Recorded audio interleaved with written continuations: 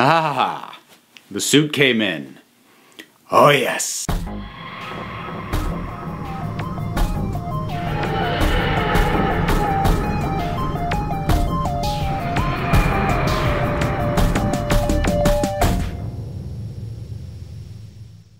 I opted not to put the coat on tonight, maybe next time, but up to a wonderful two-parter, very well regarded, and I was looking forward to getting back into this one. Human Nature and the Family of Blood. Now, before we get too far along, this is a sponsored video, sponsored by the podcast Radio vs. the Martians. I don't mind plugging them because not only do I know that they're awesome, and I was listening to them long before they were sponsoring me, but, you know, it's a podcast, so I'm not asking you to spend money on them. Just give them a listen. They talk about all sorts of crazy, nerdy stuff. Casey Dorn and Mike Gillis, they will have guests on, and they'll talk about everything from Batman to Star Trek to Star Wars to just a whole cavalcade of stuff wherever their brains wander to, which goes some interesting places sometimes. They ask interesting questions. They obsess over Arnold Schwarzenegger. Go check out radioversusthemartians.com or wherever you happen to listen to a podcast. So, that out of the way, let's talk about this one. This is one of the really beloved stories, and I mean, why wouldn't it be? This is just well-constructed, well-paced, well-cast, well-acted. Across the board, this whole thing is just really, really terrific.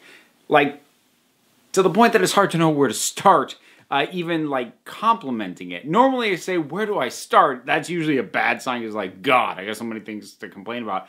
That's not what's going on here. So the general setup of the Doctor being human and not even realizing who he actually is, that's something that could have felt really contrived. And honestly, like, if I've got one complaint about this, is that the cold open is very weak.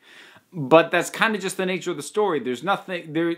It starts out completely ordinary. That's kind of the point. So, but it is a little bit weird that you just have the Doctor looking at a newspaper going, "That's me, completely human," and a little smile, and then the big dramatic is like, boy, normally we come in at a dramatic, can the Doctor fix the situation thing, but everything seems fine. That's odd.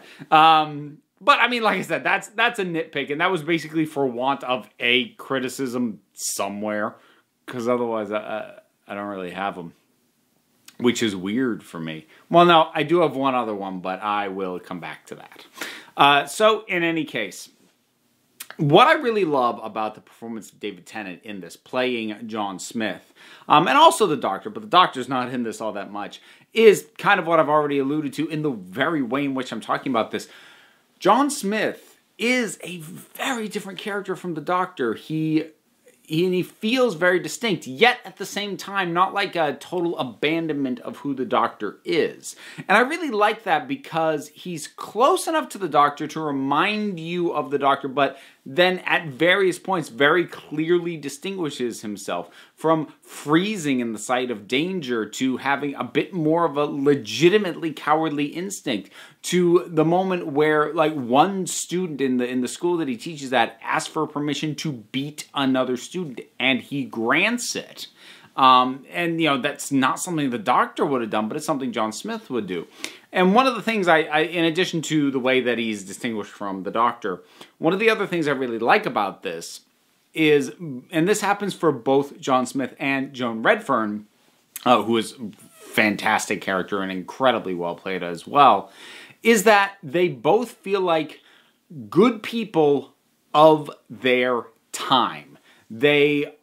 It's always interesting to me when we get these historical set things, and this isn't restricted to Doctor Who, but it's not uncommon for us to get these historically set things that gloss over or try to avoid, or in some way have a character recognize that they aren't right, just what were the natural inequities of the time, which, would have been in regards to classism, racism, misogyny, and things of that nature. They're all present a little bit, but they're present because that was the world of 1913 in England. They would be there. But what I like about it is more often than not, when most things, and again, I actually don't think Doctor Who is one of the bigger offenders of this, but I mean, well, like the most laughable example of what I'm about to talk about comes from the film The Patriot, which was a Mel Gibson film that I'm not sure that many people remember. I actually kind of enjoy it. But in any case, it's set during the American Revolution. And early on, some British people come to the plantation that Mel Gibson's character runs. And this British guy tries to recruit what he believes to be the slaves. And they're like, we're not slaves. We work this land as free men. And that kind of became a joke because it's like, no, the guy would have had slaves. Like, pretending that wasn't the case is not to anybody's benefit. And there seems to be a reluctance often at times to depict time periods accurately, specifically in regards to characters that we are meant to be rooting for. So oftentimes the hero characters in these sorts of stories can end up being people ahead of their time, very progressive for the time, basically progressive by today's standards. So preposterously progressive by the standards of the time. What I like about this is not only does it not do that, but it kind of emphasizes like that does not make them bad people. Joan Redfern, John Smith, even the headmaster, honestly, are good people in a time where being a good person meant something different than it does now. But they are people who at their core are good, decent people who want good things. And it balances that really well. I've spent longer talking about this point than I think is actually warranted. So we'll move along. How about we talk villains? How about we talk about the family of blood? Which, first of all, the son of mine, played by the same guy who played Viserys Targaryen, which is still my favorite death from Game of Thrones. I just not necessarily like the most. Oh, it's about time because some of them, yeah, but like I still love his death. I really do. Anyway, that's another show. I'm just tangenting left and right on this one. I don't know what's going on. But in any case, so he's great. He has this wonderful, not just slightly off delivery, whether it is with his tone. A lot of it has to do with the rhythm of his speech. He'll fail to pause between certain things or put a pause where like there's no reason to put a pause between those words. And not like a super long one, but just enough to break up his speech in a way that like, that's not right. And so he works really well as sort of the focal point. Although Mother of Mine is also quite good as well. Father of Mine, Sister of Mine, they're a little bit more generic. We don't get as much from them, the actors, I don't think. But they get the job done, and the four of them together are great. I also quite like the Scarecrows, which I think a lot of that just has to do with the visualization, because otherwise they're just fodder, and they, under other circumstances, they might have bothered me. But they work for me pretty well here. And I love the emphasis that the family of blood hunts by smell and all the... and because the thing is, a sharp inhale, that can really rack your attention to that between the flaring of the nostrils and the sound of it. You're like, oh God, they're here. So that's quite cool, and I rather like that as well. And I'm really glad that this was done as a two-parter, because for this to work at all, we need to buy the relationship between John Smith and Joan Redfern. And I think trying to cram this into a single piece, it just wouldn't have pulled together. And it would, the romance especially would have felt undercooked. And thankfully that's not the case, because if we don't care about these two people and their connection and their relationship, then we're not going to care about the climax of this film. But we do, and I think a lot of that is there's a lot of emphasis put on that losing John Smith is going to be a death. And that's acknowledged both before and after. I really love with the Doctor talking to, I mean, like, spoilers, duh. Sometimes I say that, sometimes I don't, but like, come on, yeah. So I really love the doctor talking to Joan, and she says, "Can you turn back?" "Yes." "Will you?" "No." And just sort of from her perspective, his selfishness at letting John die for him when all he was ever prepared to do was hide. But to come back to that hiding, I also quite like the notion that the doctor goes through all of this trouble, this bother, this grief that Martha's going to have to deal with, all just to stop himself from being as cruel as he knows he will if the family catches him and he's forced to actually actively deal with them. I'm sure from the family's perspective, he's like letting them die because, if they don't get a hold of him, they're going to run down their lifespans.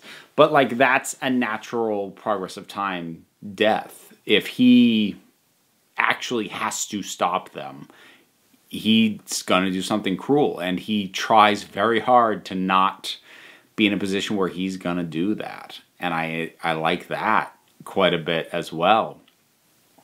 I also I like Timothy, who is the young man who finds the watch. He has a little bit of a psychic thing, which when that was first mentioned, like, that's a little bit plot convenient, but at the same time he moves enough of the plot and has a big enough function in the whole thing that I'm like, yeah, okay, I'll actually forgive you that. And also, he does, and I can't remember if I'd forgotten this or never noticed it, but he flees the impending battle when the Family of Blood and the Scarecrows are getting ready to sort of assault the school. And his schoolmate calls him a coward, and he calls back, "Yes, every time." That's what the Ninth Doctor said when the Emperor Dalek called his bluff about the Delta Wave back in the conclusion of Series 1. And the Doctor said, "Coward, every time." That was a nice little callback. So I quite enjoyed catching that. Again, I can't remember if I never caught it before or if I just forgotten. Could have gone either way with that. I did mention there was one other thing for me to nitpick at, and it's something that is not, strictly speaking, the fault of this episode, because it's just what's going on this season. And Martha pining for the Doctor to the point of actually vocally bemoaning how he fell in love with a human and it wasn't her. And, saying to his face, I love him to bits, or saying to John Smith at least. And this wouldn't have bothered me, I don't think, if they hadn't already been beating this drum so heavily since basically second episode with him. Like, they went here really fast. And so if this story had really been the first time that it was made obvious and it had felt like more of a build-up to this, that could have been a bit more of a culmination. But instead, it just feels like, yeah, Martha, we know, but like, it's not gonna just... And the other thing that I actually realized watching this, I realized another layer of why this bothers me. Aside from the fact that I don't like, in broadly speaking, I don't really like people falling, the companions falling for the Doctor anyways. But the thing is, the Doctor's not looking for anything like that. He had found that with Rose, also not really intending to find it there, but like, he really doesn't want that here.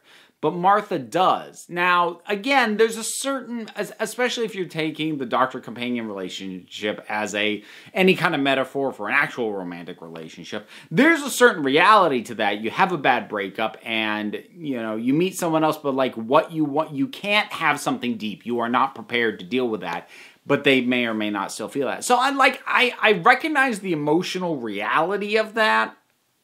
But I still don't like it, and I realized another reason why I don't like that, in addition to the many reasons I just already don't like that, is that it does feed into the worship of the Doctor. Because I've mentioned this a couple times. I think I mentioned it most predominantly when I talked last year, I think, when I talked about the differences between classic and new Who, and one of the big ones was this sort of putting up on a pedestal and worshiping the greatness that is the Doctor is very much a modern Who thing.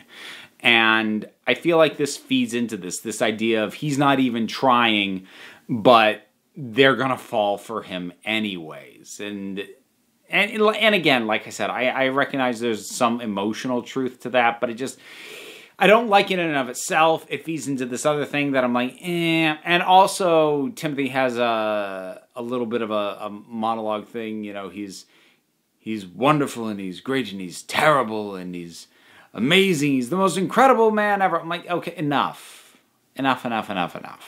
Look, I love this show. I love the Doctor, but come on. So, having now gone on for a little bit nitpicking, let me now acknowledge very openly, these are nitpicks. These are minor things, minor issues. This is a great story with fantastic acting, and it is tragic, and it is touching, and it is heartbreaking at times, and it's scary because the family of blood is legitimately unsettling at points, and it's got great. I love the Scarecrows as to War track. It's a great kind of slightly more low key number for Doctor Who, but I really like that one. It's got a terrific supporting cast. It's well paced. This is just good stuff. So that'll wrap it up for Human Nature and the Family of Blood. Why did I say it like that? Have you seen it? What did you think about it? Whatever your thoughts are, drop something down in the comments. Let's talk about it. A whole bunch of stuff to do because there's buttons, links. There is a Patreon. I know I have a sponsor, but, you know, the help is appreciated. So take a look at that. Other links down there besides. They take you places. Click on them or don't. If you really don't want to, that's okay. Because at the end of the day, you're the council. I'm just running the meetings. And until next time, this council is adjourned.